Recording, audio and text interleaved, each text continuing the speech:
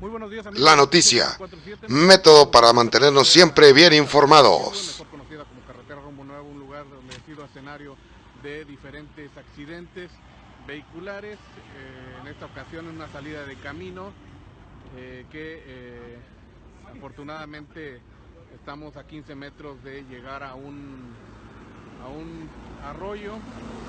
Por eso hoy, en Te lo explico así nomás, lee y compara notas informativas sobre una noticia. ¡Comenzamos! Muy bien, chicos, qué bueno, ya estamos de regreso, ya se terminaron las vacaciones, se acabó la mitad de temporada de este canal. Espero que ya hayan cumplido todos con su tarea. A veces cuando planeas una cosa, te sale otra completamente diferente. Bien, ¿qué trata el proyecto? Se llama Ley compara notas informativas sobre una noticia que se publican en diversos medios. No tiene absolutamente nada de chiste ahora sí este proyecto. Lo que ustedes van a tener que hacer es agarrar dos notas que hablen sobre la misma noticia y van a comparar qué datos tiene una y qué datos tiene otra y cuáles datos no maneja una y cuáles datos no maneja otra. ¡Corre, Forrest, corre! Pero para poder llegar a hacer eso necesitamos conocer ahora sí como que todo lo que conforma la noticia y que son las noticias, y en este caso también un análisis de los medios de comunicación, porque aquí nos está hablando de diversos medios. Entonces recuerden que tenemos muchos medios de comunicación que nos informan en la actualidad. ¡Ah! ¿Quién es él? Pues vamos a comenzar. Ahora sí viene lo chido. Primero que nada, ¿qué son los medios de comunicación? Bueno, son los medios masivos de comunicación o medios de comunicación masiva. Al hablar de masiva es que estamos hablando de que está llegando a mucha gente al mismo tiempo. ¿Acaso no lo viste venir? Son aquellos canales o instrumentos que nos permiten transmitir un mismo mensaje para que sea recibido por una enorme cantidad de personas de manera simultánea. Por su masividad, se habla de audiencia o públicos a la hora de referirse a los receptores de los mensajes transmitidos por esta vía. Con la irrupción de este tipo de medios, o con el nacimiento de este tipo de medios, se comenzó a hablar el conocimiento de comunicación de masa. Cuando hablamos de masas, estamos hablando de un grupo enorme de gente, ya que en ella participa un único emisor que hace un mensaje y que llega a un receptor de manera masiva. Por eso viene de masas, de masivo. ¡Qué buen servicio! Los medios masivos de comunicación también usan diferentes fines que vamos a ir explicando conforme avance este video. Por las características que mencionamos ahorita, el surgimiento de los medios masivos está muy vinculado también a los avances tecnológicos. Hace tiempo una carta no tiene las condiciones necesarias como para ser leída por muchas personas, pero tenemos los mensajes a través de radio, a través de los periódicos, del cine, de la televisión y ahora el internet y todo lo que conlleva el internet, que tiene un alcance muy superior. El futuro es hoy, ¿oíste, viejo? Incluso hasta la misma carta lo puedes llevar o lo puedes hacer de una manera masiva si es que conoces el correo electrónico de todas las personas a las que llegue esa carta o que quieres que lean esa carta. Entonces una forma de hacerlo semi masivo, porque pues imagínate, no va a llegar a un grupo muy importante de gente, pues es escribiéndole la carta por medio de correo electrónico o por medio de un mensaje de WhatsApp y pedirle que lo compartan para que se haga, como le llaman ahora, viral. Ah, caray, eso sí me interesa, ¿eh? Pero bueno, chavos, ¿cuáles son los medios masivos de comunicación más importantes? Vamos a aventarnos una historia sobre todos los medios masivos de comunicación, desde el más viejo hasta el más nuevo. En ese momento, Cell sintió el verdadero terror. Empezamos con los impresos. El mensaje se formula de manera impresa, como su nombre lo dice, y este es el más antiguo. Tuvo sus orígenes con la invención de la imprenta, de la mano de Johannes Gutenberg. Dentro de esta categoría vamos a ubicar lo que son los periódicos, los folletos, las revistas, los volantes, panfletos, guías comerciales, anuncios, carteles, etcétera. Luego siguen los radiofónicos. ¡Ya basta, Freezer! En este grupo se ubica los que se valen de las ondas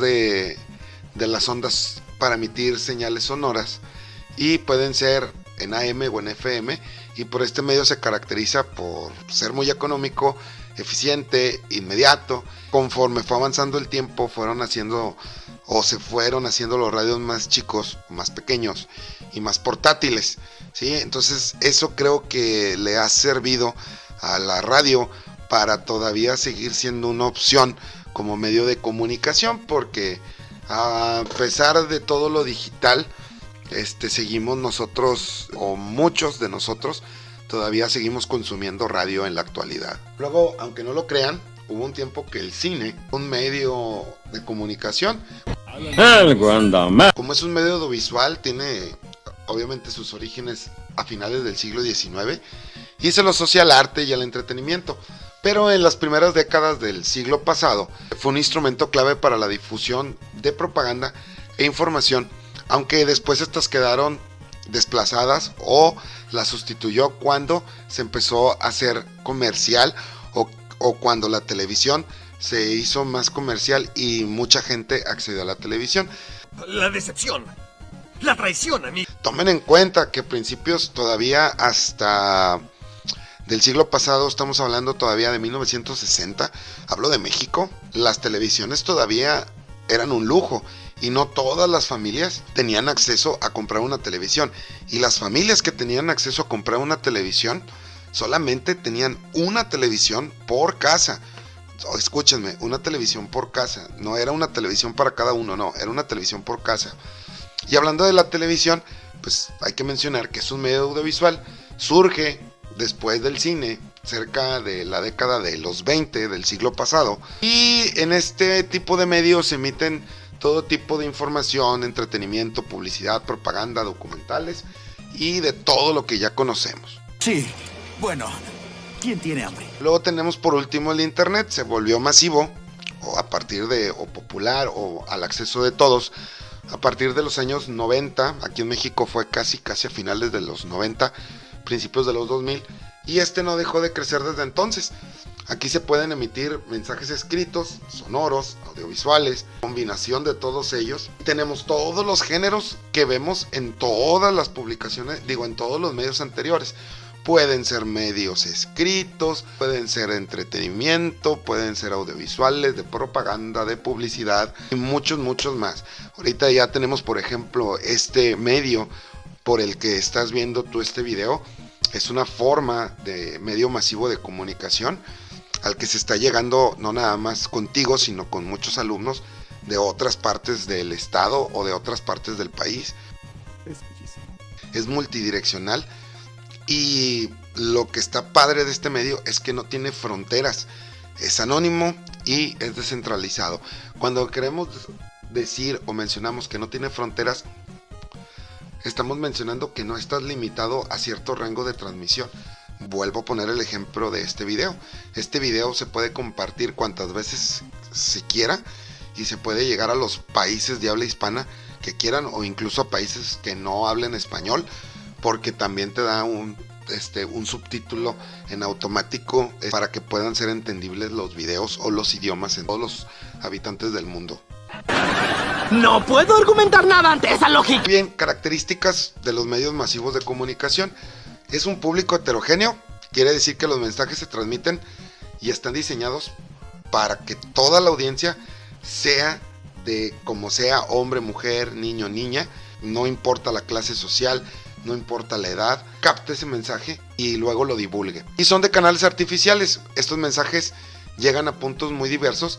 Quienes los emiten no pueden valerse de un canal natural. Cuando hablamos de un canal natural, estamos hablando como por ejemplo la escritura o nuestra voz. Ese es un canal natural. Entonces nosotros no podemos difundirlos por un medio de un canal natural.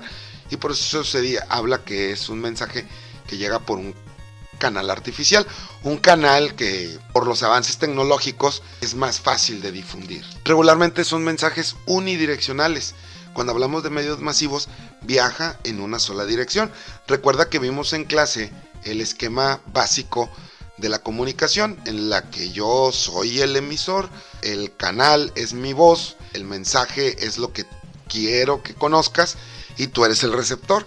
Pero si tú tienes alguna duda, Bueno, ahora tú te vuelves el emisor, el mensaje va a ser tu duda, el canal va a ser tu voz y yo me vuelvo el receptor.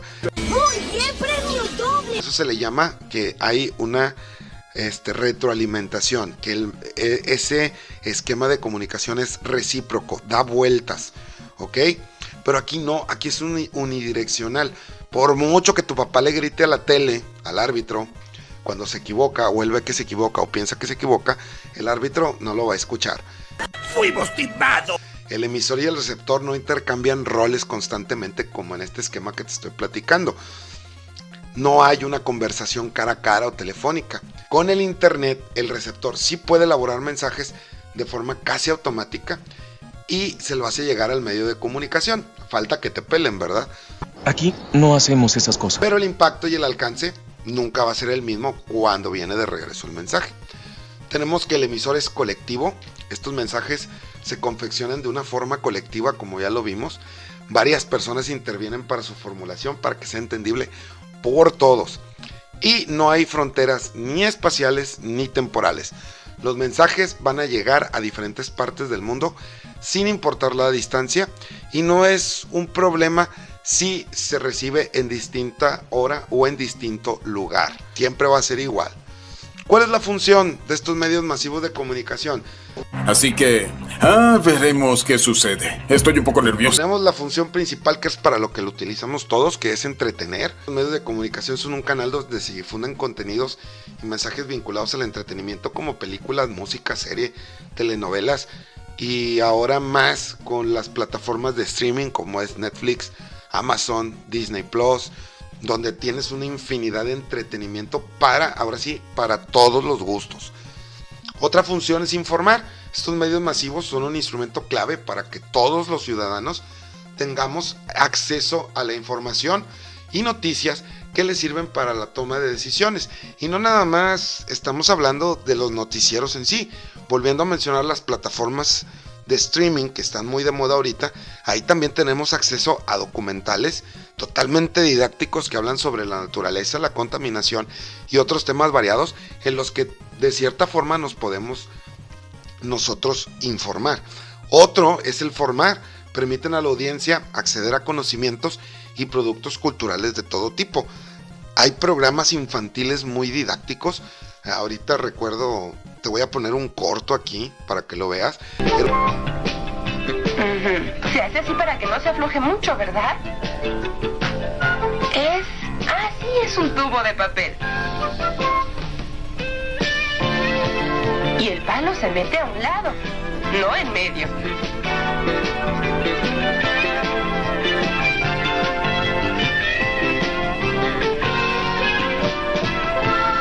Era un programa japonés que se transmitía aquí en México por el canal 11, que se dedicaba en 15 minutos a hacer manualidades con cartón y con papel para poderte divertir antes de que existiera Tony. Obviamente que te estoy hablando de que tenía yo como 6 o 7 años y me acuerdo muy bien. Han pasado 84 años. Muy bien, ¿cuáles son las ventajas y desventajas de los medios de comunicación? Porque como todo debe de tener ventajas y desventajas. Ventajas: permite una comunicación a distancia de manera fácil, los mensajes llegan de manera inmediata, tienen el acceso que antes quedaban restringidos por la cercanía física, son muy accesibles, económicos para los receptores. Ahorita ya con 100, 150 pesos ya tenemos datos y ya podemos navegar e informarnos ahorita, pero acuérdense que cuando empezó todo pues era un poquito más caro, pero conforme la demanda fue aumentando, pues se fue ahora sí como que abaratando el costo, ¿no? Y el hecho de que se abaraten, pues ya eso quiere decir que todos tienen acceso a esos medios de comunicación. Y las desventajas, bueno, generan dependencia entre los consumidores, como ya lo hemos visto. Los invito a que se despeguen una hora del celular y se pongan a leer.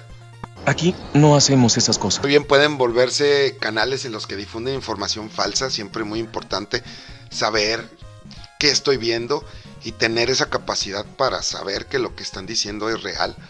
Reduce la interacción cara a cara entre personas. Se está viendo, como lo platicamos en clase, estamos viendo que se está batallando para poder interactuar persona a persona. y más con lo que nos pasó ahorita con esta cochina pandemia que nos alejó de una manera obligatoria. Hay destinos peores que la muerte. Pueden difundir e instalar estereotipos de querer ser como alguien e incentivan a nuestro consumismo. Estamos bombardeados tanto de publicidad que lo que queremos hacer es eso, estar compre, incluso a veces cosas que ni necesitamos.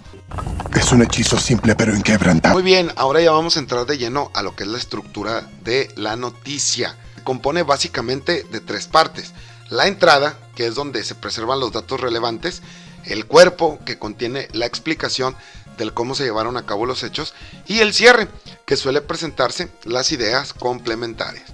¡Qué agradable sujeto! Muy bien, en la entrada, ¿qué es lo que debemos considerar?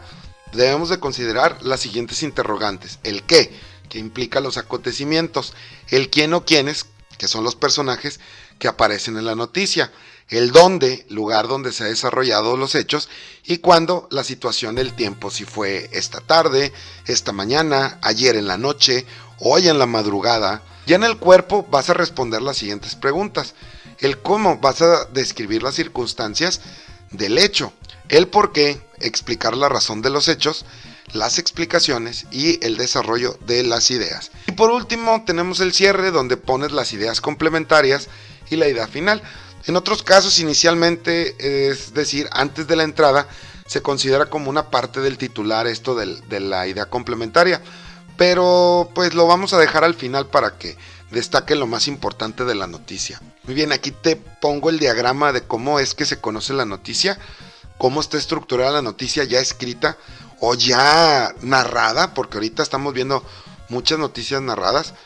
Tenemos primero el título, luego el subtítulo, luego la entrada, como ya lo vimos, que responde a las preguntas el qué, quién, cuándo, dónde, por qué y cómo, el cuerpo de la noticia.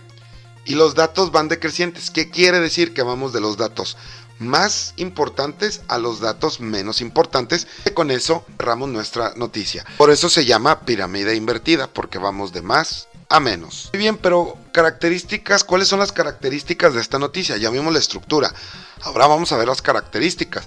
Bueno, una noticia debe de ser veraz o debe de tener veracidad. ¿Qué quiere decir? Que los hechos deben de ser verdaderos y por lo tanto deben de ser verificables. Nada de especulaciones, nada de inventos. Yo te conozco. Debe de ser objetiva. En este caso, quien escribe la noticia no debe ver reflejado en ella mediante una introducción de ninguna opinión o un juicio o lo que él crea. En la noticia no debe aparecer quién la ha redactado o solamente el nombre. Solo se adivinará que tiene un autor porque ella se da una selección de la realidad. De manera que el periodista escoge los elementos solamente que le parecen interesantes o relevantes, pero en ningún caso debe demostrar su opinión.